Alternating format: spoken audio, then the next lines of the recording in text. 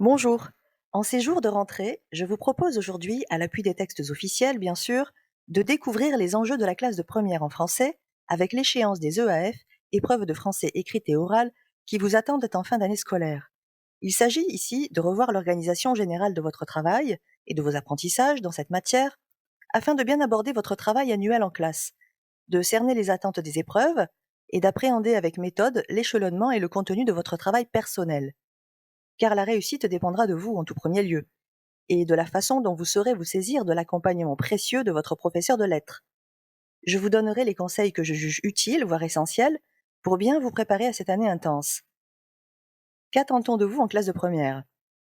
Tout comme le brevet permettait de faire un bilan de vos apprentissages au collège, les EAF visent à évaluer vos compétences sur l'ensemble de votre scolarité, et en particulier en seconde et en première, où vous avez largement affiné et approfondi vos compétences et connaissances en français. Les objectifs sont par conséquent d'évaluer votre maîtrise de la langue française et de l'expression, à l'écrit notamment, mais aussi à l'oral, car nous évaluerons votre aptitude à lire, à analyser et à interpréter les textes.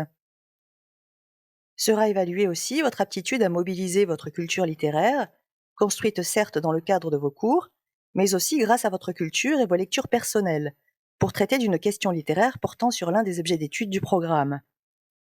Enfin, c'est aussi votre capacité à construire une réflexion, à argumenter, qui sera évaluée. Concernant les programmes, vous aborderez comme chaque année 4 objets d'étude. En première, ce sont les mêmes qu'en seconde, mais couvrant des périodes différentes et abordés dans une perspective précise à partir d'œuvres inscrites au programme. 3 œuvres sont proposées par objet d'étude, et votre professeur en aura choisi une parmi celles-ci. En accompagnement de l'étude de ces œuvres intégrales, des textes complémentaires seront choisis librement par votre professeur pour éclairer et approfondir la lecture de ces œuvres. Ces textes s'inscrivent dans ce que l'on appelle le parcours associé, une thématique qui sous-tend une problématique définie et qui justifie le groupement de tous les textes retenus. Cette année, les œuvres proposées sont les suivantes. En poésie, l'œuvre retenue appartiendra au XIXe, au XXe ou au XXIe siècle. Vous étudierez soit Rimbaud, Cahiers de Douai, avec le parcours Émancipation créatrice, soit l'œuvre de Ponge, La rage de l'expression, selon le parcours Dans l'atelier du poète, ou enfin Mes forêts d'Hélène Dorion, avec le parcours La poésie, la nature, l'intime. Pour l'objet d'étude, le roman et le récit, L'Abbé Prévost, Manon Lescaut, avec le parcours Personnages en marge, plaisir du romanesque. Vous étudierez peut-être Balzac, La peau de chagrin, selon le parcours Les romans de l'énergie, création et destruction. Et enfin, il est possible que vous étudiez Colette, Sido suivi de Lévry de la Vigne, avec le parcours La célébration du monde. Ensuite, la littérature d'idées du XVIe au XVIIIe siècle.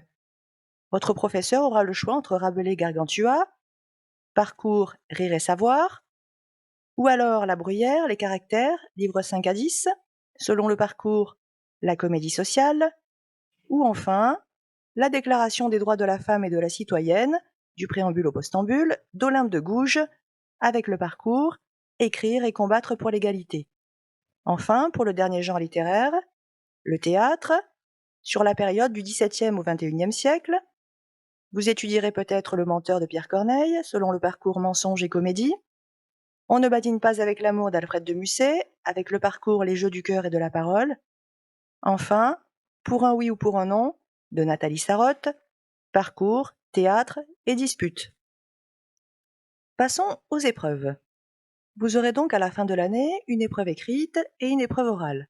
Concernant l'épreuve écrite, elle durera 4 heures et sera dotée d'un coefficient 5. Vous aurez le choix entre 2 exercices. Un commentaire, exercice auquel vous avez été initié depuis le collège et surtout en classe de seconde. Ce commentaire portera sur un texte littéraire en lien avec l'un des objets d'étude du programme. Vous aurez à rédiger de manière organisée une analyse de ce texte accompagnée d'une interprétation plus ou moins personnelle.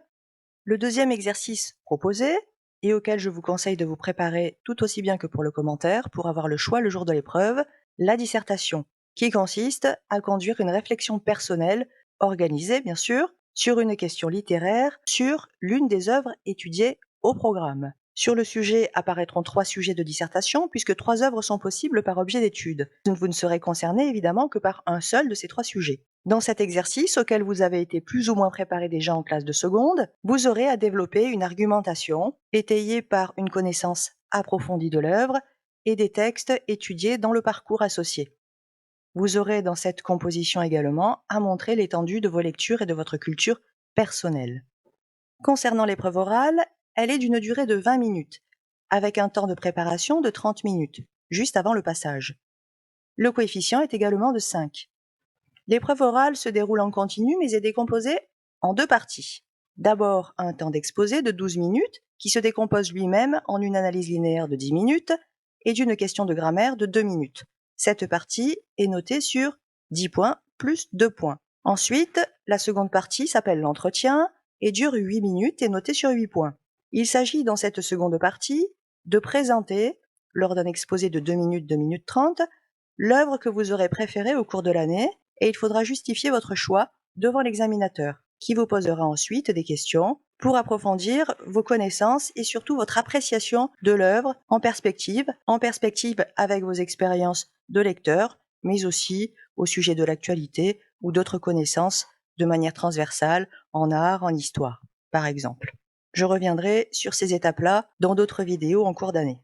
Cette œuvre que vous aurez choisie sera définitivement retenue quelque temps avant l'épreuve et marquée sur le descriptif, c'est-à-dire le document officiel sur lequel apparaîtra la liste de tous les textes étudiés en cours d'année et donc le titre de l'œuvre que vous aurez préférée et que vous présenterez obligatoirement le jour de l'épreuve.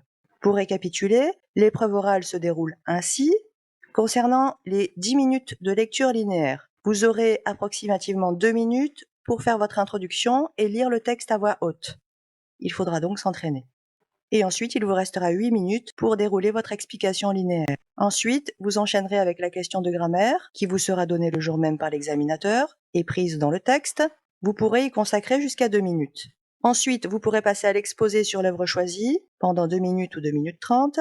Et ensuite, vous vous entretiendrez avec l'examinateur pendant le temps restant pour arriver aux 20 minutes, c'est-à-dire 5 minutes 30, 6 minutes. Cette épreuve orale n'est pas très difficile si vous avez travaillé tout au long de l'année, mais nécessite un certain entraînement pour la gestion du temps notamment, et certaines consignes ou attentes qu'il faut bien connaître avant de passer l'épreuve évidemment, mais votre professeur vous aura bien préparé tout au long de l'année.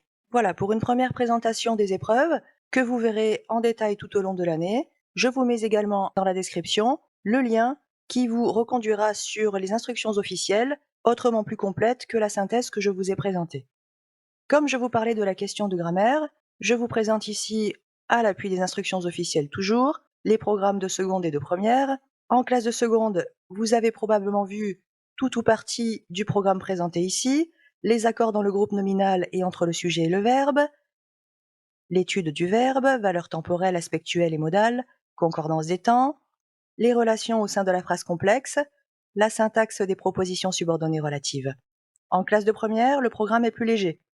Les subordonnées conjonctives, utilisées en fonction de compléments circonstanciels, l'interrogation, syntaxe sémantique et pragmatique, l'expression de la négation.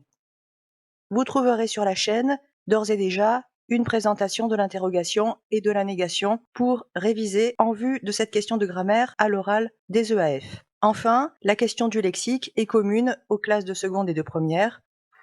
Qu'est-ce que la question de grammaire ? Elle sera posée sur un très court extrait du texte sur lequel vous serez interrogé le jour de l'épreuve. Elle peut consister en une analyse, à présenter donc de manière très ordonnée et très précise avec un vocabulaire spécifique, ou elle pourra consister en une manipulation ou une transformation de l'extrait proposé. Parfois, on pourra vous proposer dans la question de faire les deux, analyser et manipuler ou transformer. Enfin, je vous propose des conseils tout à fait personnels pour vous organiser et planifier votre année. Quoi qu'il arrive, il s'agit pour vous de travailler vos textes au fur et à mesure et de constituer des fiches personnelles. Il ne s'agit pas d'attendre le dernier trimestre ou le bac blanc pour se mettre au travail et commencer ces fiches. Je vous conseille vivement de le faire tout au long de l'année et dès à présent. Ensuite, il est bon de s'entraîner à l'écrit, vous le ferez avec votre professeur en principe.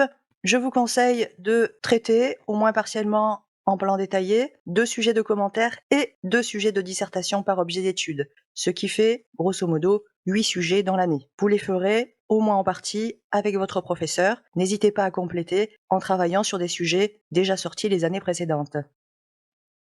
Ensuite, dans l'idéal, il faudrait revoir l'histoire littéraire et les mouvements, de manière très claire, à l'appui d'une frise chronologique par exemple. Il ne faudrait surtout pas faire d'erreurs dramatiques le jour de l'épreuve en confondant des mouvements littéraires par exemple ou en situant un auteur dans un mauvais siècle. C'est tout à fait préjudiciable. Enfin, il faut prendre du recul. Après chaque séquence, revoir les exposés qui auraient été traités, revoir les questions de lecture transversale, thématiques, au sujet des œuvres étudiées, pour mieux mettre en perspective les extraits précis étudiés. Ensuite, comme vous aurez à proposer une lecture à voix haute de l'extrait sur lequel vous serez interrogé, je vous conseille de vous entraîner toute l'année sur vos textes. La lecture à voix haute est un exercice réel qui peut s'avérer difficile. Il ne s'agit pas de lire correctement, mais bien de proposer une lecture expressive et parfaite de l'extrait. Donc entraînez-vous toute l'année. Ensuite, afin d'accéder à un niveau de maîtrise intéressant, il faut établir des rapprochements avec d'autres connaissances que vous auriez en art ou en histoire, etc. Il s'agit aussi éventuellement de faire des recherches pour enrichir votre réflexion et mettre en perspective vos lectures. Tout cela prend du temps. Ensuite, prenez l'habitude de vous interroger sur vos goûts, de développer votre réflexion personnelle pour chaque œuvre. Quoi que vous en pensiez, quel qu'ait été votre jugement au sujet de chaque œuvre lue, demandez-vous pourquoi vous l'avez appréciée, formalisez, verbalisez votre jugement critique au sujet de vos lectures. Tenir à jour votre carnet de lecteur peut être d'une aide précieuse puisqu'il vous contraint à écrire. Voilà pour l'ensemble des conseils que je vous donnerai pour bien travailler pendant cette année de première et ne pas attendre donc les échéances des épreuves blanches et des épreuves finales pour vous mettre au travail et prendre le temps de digérer vos lectures et de maîtriser tout ce qui vous permettra donc de réussir pour ces épreuves écrites et orales. Je proposerai probablement quelques vidéos sur certains aspects de ces épreuves du bac en cours d'année. En attendant, prenez le rythme tout de suite. Je vous souhaite un très bon courage pour cette année de première et je vous dis à très bientôt.